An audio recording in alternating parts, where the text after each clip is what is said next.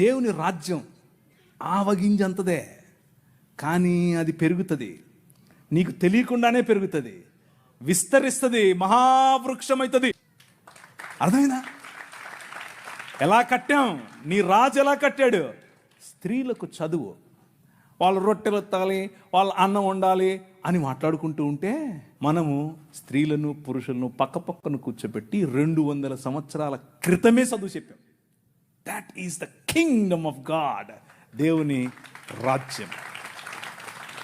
ఆ రాజ్య ప్రభావానికి తట్టుకోలేక, నిజమైన మనుష్యత్వాన్ని చూసి తట్టుకోలేక మతం గిలగిలగిల కొట్టేసుకుంటుంది. అదే జరుగుతుంది ఇప్పుడు. కానీ అలు పెరగకూడదు, మన విలువలు అలు పెరగకూడదు. లే నిలబడు అనే పాట మళ్ళీ మళ్ళీ పాడుకోండి. నిలబడాలి, దేవుని రాజ్యం కోసం నిలబడాలి, నీ రాజు కోసం నిలబడాలి. ఆ రాజు నీ ఊరికి రాజు, ఆ రాజు ఈ దేశానికి రాజు. ఇప్పుడు రాజు ఆయనే, తర్వాత రాజు ఆయనే. అప్పుడెప్పుడో వస్తాడు అనుకుంటారు, ఆయన మన మధ్య ఇక్కడ ఇప్పుడు ఉన్నాడు.